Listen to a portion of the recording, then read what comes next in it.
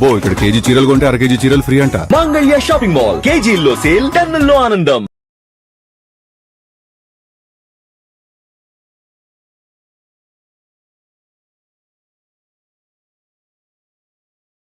నమస్కారం అండి. నమస్తే. మీ పేరు? సహస్ర తిరుమల శెట్టి. రీసెంట్ గా లేఆఫ్స్ వల్ల టీసీఎస్ లో చాలా మంది ఇబ్బంది పడుతున్నారు. అంటే 12,000 మంది పైగా తీసేయడము అని చెప్పేసి జరుగుతుంది కదా. సో ఆ ఇష్యూ పైన మీ అభిప్రాయం ఏంటి? ఇంకా 3,000 మందిని ఎందుకు తగ్గించాను? 15,000 మందిని ఆల్రెడీ తీసేశారు. ఇవి 4 క్యారిడార్లు ఉన్నాయి, ఇంకా ఎక్కువే ఉంటాయి. ఒక క్యారిడార్ లోనే 15,000 మందిని తీసేశారు అంటే వాళ్ళ భవిష్యత్తులు ఏంటి? వాళ్ళు ఎలా బ్రతుకుతారు? ఇప్పుడు ఇవ్వండిరా పిల్లల్ని, ఆడపిల్లల్ని పెళ్లికి ఇస్తారా అంటే ఒక చిరు వ్యాపారస్తుడికి ఇవ్వరు, ఒక చిన్న ఉద్యోగస్తుడికి ఇవ్వరు, ఒక సినిమాలో పొద్దుస్తమానం సినిమా ఫీల్డ్లో కష్టపడే పిల్లలకి ఇవ్వరు, ఎక్కడైనా ఏమన్నా జాబులు చేసుకునే వాళ్ళకి ఇవ్వరు. చిన్న వ్యాపారులు, చిన్న వ్యాపారులలో పిల్లలు చదువుకున్న పిల్లలే, కాకపోతే వాళ్ళ పేరెంట్స్ అవి చిరు వ్యాపారాలు చేసుకొని పిల్లల్ని పెంచుకొని చదివించుకున్నటువంటి కుటుంబాలలో పిల్లల్ని ఇవ్వండిరా అంటే ఇవ్వరు. ఇడ్లీ అమ్ముకున్నవాడికి పిల్లల్ని ఇవ్వరు. చిన్న ఏ వ్యాపారస్తుడికైనా పిల్లల్ని ఇవ్వరు. సాఫ్ట్వేర్ వైజాగ్ అయితే సంబంధాల కోసం ట్రై చేస్తాయి. వైజాగ్ లో ఏం చదువుతున్నాడు అబ్బాయి? సాఫ్ట్వేరేనా? 1,00,000 రూపాయలు జీతం వచ్చిద్దా? ఇది అయిపోయిన తర్వాత ఎక్కడ ఉంటాడు అబ్బాయి? హైదరాబాద్ అయితే మేమేమో మా ఇంటి దగ్గరే కావాలి, మా ఇంటి పక్కనే కావాలి. ఎందుకంటే కూతురికి అల్లుడికి గొడవత్తి అమ్మాయిని తీసుకుపోయి ఇంట్లో పెట్టుకుంటారు. ఇక్కడ కాపురం కాపురం గుల్ల ఇక్కడ లేదు, ఇక కాపురం లేదు, పోయింది. వీళ్ళకి అమ్మాయిలకి అల్లుళ్ళు ఇంటి పక్కనే కావాలా, సాఫ్ట్వేర్లు కావాలా, ఆస్తులు కావాలా, ఇల్లులు కావాలా, బిల్లాలు కావాలా. మళ్ళీ అమెరికా అంటే విదేశం అంటే ఇస్తారు. ఎందుకంటే అమ్మాయి రెక్కల ఫ్లైట్లు ఎక్కెళ్ళిద్ది కదా, రెక్కల ఫ్లైట్లు వెళ్ళిద్ది. అది ఎక్కడ కూలిపోయిద్దో తెలియదు. మొన్న చచ్చిపోయారు కదా రెక్కల ఫ్లైట్ ఎక్కెళ్తేనే. ఏంటి అలా లేచిందో లేదా టప్ మన కూలిపోయింది. ఒకప్పుడు టీసీఎస్ అంటే గవర్నమెంట్ జాబ్ కి ఈక్వల్ గా చూసేవాళ్ళు. ఇప్పుడు ఆ పరిస్థితి మరి ఎట్లా జరిగింది? లేదు. ఇప్పుడు ఏంటంటే టీసీఎస్ అనే దానికి వాల్యూ ఇప్పుడు లేదు, అప్పుడు ఉంది. అప్పుడు పిల్లల్ని కూడా వాళ్ళకే ఇచ్చేవాళ్ళు. అది అమ్మాయిలే కావచ్చు, అబ్బాయిలే కావచ్చు. సాఫ్ట్వేరే పెళ్లిళ్ళు చేసుకునేవాళ్ళు. సాఫ్ట్వేర్ పెళ్లిళ్ళు చేసుకుంటే వాళ్ళకి పిల్లలు పుట్టరు ఫస్ట్. ఇది మిస్ అయిపోయింది. ఇవి మిస్ అయిపోయారు తల్లిదండ్రులు. ఇప్పటికే ప్రతి అమ్మాయికి ఉన్నటువంటి జెన్యూన్ ప్రాబ్లము ఆ మదర్కి తెలుసు, ఆ అమ్మాయి మదర్కి తెలుసు. ప్రతి అమ్మాయికి ఉన్నటువంటి ప్రాబ్లం, పిల్లలు లేనటువంటి ప్రాబ్లం, కడుపులో ఉన్నటువంటి ప్రాబ్లం ప్రతి అమ్మాయికి 100%లో 50% అమ్మాయిలకి అవే ప్రాబ్లాలు ఉన్నాయి. ఈ అమ్మాయిలు అందరూ వెళ్ళి సాఫ్ట్వేర్లో పెళ్లిళ్ళు చేసుకుంటారు, పిల్లలు పుట్టకపోతే వీళ్ళు ఎక్కడికి వెళ్తారు? సంతాన సాఫల్యాల కేంద్రాల చుట్టూ తిరుగుతారు. వీళ్ళు ఎవరయ్యో తీసుకొచ్చి వీళ్ళ కడుపులో వేసి వీళ్ళు వారసులు చేస్తారు. అదే కదా గుంటూరులో జరుగుతుంది. గుంటూరులో ఒక సంతాన సాఫల్య కేంద్రం జరుగుతుంది. అదే కదా అడుక్కు తినే బిచ్చగాళ్ళు తీసుకుపోయి ఎవరెవరికో పిల్లల్ని ఇచ్చేస్తున్నారు. ఇటువంటి దరిద్రమైనటువంటి దౌర్భాగ్యం పట్టింది మన ఇండియాలో, తెలుగు రాష్ట్రాలకి దేనికైనా కానీ. సాఫ్ట్వేర్ అంటూ చాలా మంది వరకు అమ్మాయిలను ఇచ్చి ఇప్పుడు వాళ్ళు సాఫ్ట్వేర్కే ఇచ్చారు. సరే, సాఫ్ట్వేర్గా ఉన్నంతకాలం నీ కూతురు బాగుంది, నీ అల్లుడు సాఫ్ట్వేర్గా ఉన్నంతకాలం. కానీ నీ అల్లుడు సాఫ్ట్వేర్ విడిచిపెట్టేసి ఇప్పుడు రోడ్డును పడ్డాడు. తనతో పాటు తన భార్య, తన పిల్లలు అందరూ బయట పడుతున్నారు. వాళ్ళతో పాటు మీరు కూడా ఈ మధ్యలో ఏదన్నా ఇల్లు కొనుక్కున్నా, ఏదైనా కారు కొనుక్కున్నా ఈఎంఐలు ఉంటాయి కదా. మొత్తం 80% ఇప్పుడు ఈఎంఐస్ మీద ఈఎంఐలు ఉంటాయి కదా. మరి అవన్నీ ఆగిపోయినట్టే కదా. వీడికి ఉద్యోగం పోయింది, ఫస్ట్ వీడు రోడ్డు మీద పడ్డాడు. ఆ ఇంట్లో ఉండనిస్తారా? బ్యాంక్ లోన్ ఇచ్చినోడు, కారుకి లోన్ ఇచ్చినోడు కారు తిరగనిస్తాడా? తిరగనివ్వడు. బండికి లోన్ ఇస్తేనే 2 వీలర్కే తిరగనివ్వట్లా. ఎక్కడంటే అక్కడ పట్టుకొని లాగేసుకుంటున్నారు ఫస్ట్ బండి. అటు భార్య ఉందా, అమ్మ ఉందా, నాన్న ఉన్నాడా, పిల్లలు ఉన్నారా అని ఎవరు ఆలోచించట్లా. నువ్వు డబ్బు కట్టు, లైన్లో పెట్టుకో.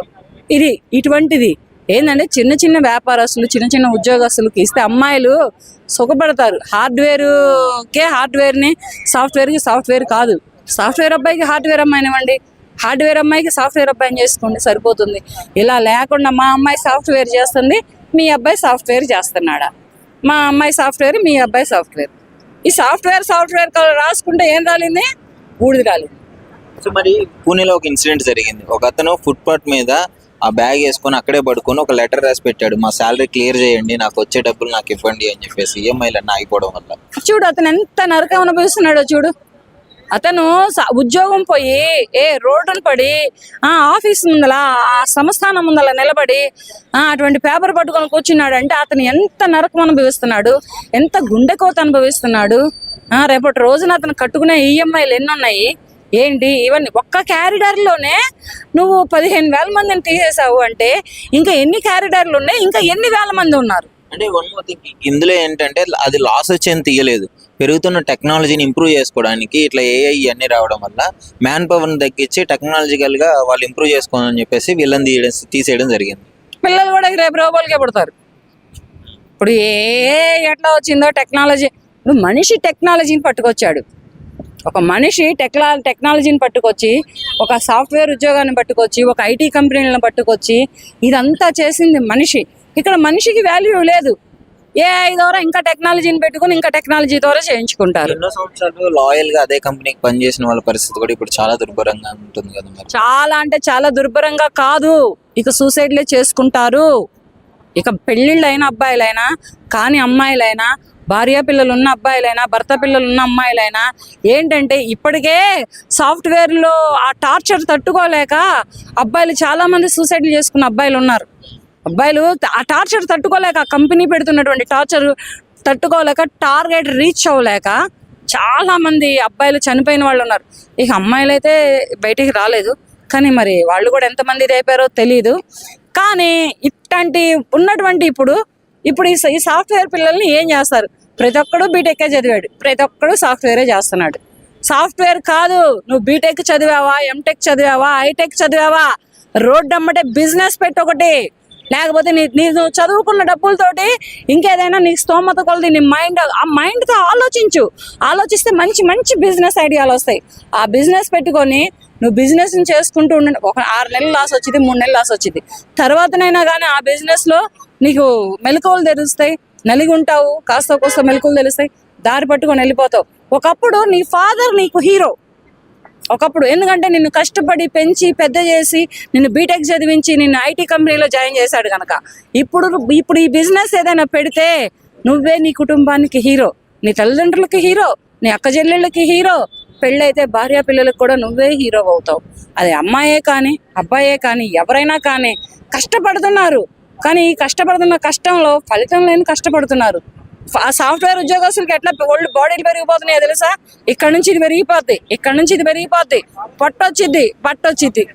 అమ్మాయిని ఇవ్వాలంటే పట్టు ఉండొద్దంట, మళ్ళీ అమ్మాయిని చేసుకోవాలంటే అమ్మాయి లావు ఉండొద్దంట, స్లిమ్గా మల్లె తీగలాగన జాజి తీగలాగన ఉండాలంట. ఈ సాఫ్ట్వేర్ ఉద్యోగస్తులకు వచ్చేటటువంటి సైడ్ ఎఫెక్ట్సే ఫస్ట్ మెయిన్ బాడీలో ఫిజికల్గా డిస్టర్బ్ అవుతున్నారు. ఈ ఫిజికల్గా డిస్టర్బ్ అయిన వాళ్ళు పెళ్ళిళ్ళు చేసుకొని వీళ్ళు కాపురాలు ఏం చేస్తారు? పిల్లల్ని ఏం అంటారు? సాఫ్ట్వేర్కి ఇచ్చి పిల్లల్ని అంటారా? సాఫ్ట్వేర్ ఉద్యోగానికి కాపురాలు చేస్తారా? సాఫ్ట్వేర్ ఉద్యోగానికి పిల్లల్ని అంటారా ఇప్పుడున్న జనరేషన్లో? కనుక ఏంటంటే ఇప్పుడైనా అమ్మాయిల పేరెంట్స్, ముఖ్యంగా అమ్మాయిల పేరెంట్స్ కళ్ళు తెరవండమ్మా. 20 ఏళ్ళు దాటితే పిల్లలు పుడతలేదు అమ్మాయిలకి. ఇప్పుడున్నటువంటి జెన్యూన్ ప్రాబ్లమ్స్ వలన తింటున్న జంక్ ఫుడ్, తిరుగుతున్న పొల్యూషన్స్, తీసుకుంటున్న టెన్షన్లు, వీళ్ళకి ఆడపిల్లలకి పిల్లలు పుడతలేదు. ఆ విషయాలు మీకు కూడా తెలుసు. అమ్మాయి ఉన్న ప్రతి తల్లికి ఆ అమ్మాయి ఒంట్లో ఎటువంటి జెన్యూన్స్ ఉన్నాయనేది తెలుసు, కానీ అవి చెప్పరు. పెళ్ళైన తర్వాత అవి బయటపడతాయి. అప్పుడు సంతాన సాఫల్య కేంద్రాల చుట్టూ తిరుగుతారు. సంతాన సాఫల్య కేంద్రాల చుట్టూ తిరిగినా కానీ భార్యాభర్తలది కాదు, బాడీ భార్యాభర్తలతో పెరగదు అమ్మాయి కడుపులో, వేరేవాడిది ఎవడదో ఈ అమ్మాయి కడుపులో పెరిగింది. ఇట్లా అంటే అది ఫిజికల్గా కాదు, డాక్టర్ ద్వారా వేరే వాళ్ళ ద్వారా అలా అమ్మాయిల కడుపులలో బేబీలు పెరుగుతున్నారు. భార్యాభర్తలకి పుడతలేదు పిల్లలు, ఎవరో ద్వారా ఈ అమ్మాయి కడుపులో బిడ్డను మోసి, ఈ అమ్మాయి 9 మాసాలు మోసి కడుపు చించుకొని కానీ పెంచుకుంటుంది.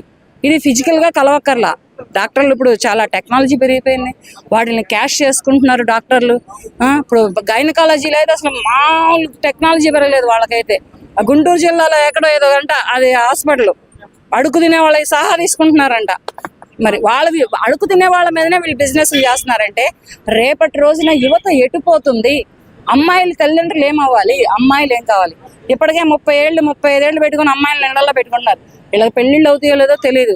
వీళ్ళకి పెళ్లిళ్ళు అయినా వీళ్ళు వైవాహిక జీవితాలకు పనికొస్తారో లేదో తెలియదు. కష్టమే అంటారు ఇప్పటి నుంచి. సాఫ్ట్వేర్ అనేది ఉత్త వేస్ట్ రా బాబు, నీకు అర్థం కావట్లేదు. సాఫ్ట్వేర్ అంటేనే సాఫ్ట్వేర్ వల్లనే ఇటువంటి హెల్త్ ఇష్యూస్ వస్తున్నాయి. సాఫ్ట్వేర్ వల్లనే ఇప్పుడు కొట్టుకొని చచ్చిపోతున్నారు.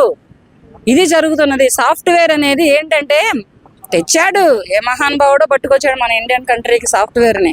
కానీ అది ఏంటంటే డబ్బు పరంగా అండ్ బిజినెస్ పరంగా వాడుతున్నాడు. వాడికి ఉన్న టెక్నాలజీ మన ఇండియన్ కంట్రీలో ఉన్న యువతకు లేదు. మనమే బిజినెస్ పెట్టుకుంటే మనమే మన ఇంటికి అనే ఇది మరిచిపోయి ఇదైపోయి సాఫ్ట్వేర్కి అంకితం అయిపోయి జీవితాలు నాగం చేసుకొని, సంసారాలు నాగం చేసుకొని, పిల్లలు పుట్టకుండా ఇలా ఆగమైపోతుంది ఇవాళ రేపు ఉన్న యువత. ఆడపిల్లల తల్లిదండ్రులు కూడా వాళ్ళకే కట్టబెడుతున్నారు, వాళ్ళకే చేస్తున్నారు. వాళ్ళు ఏం చేసినా సైలెంట్గా ఊరుకుంటున్నారు. Thank you.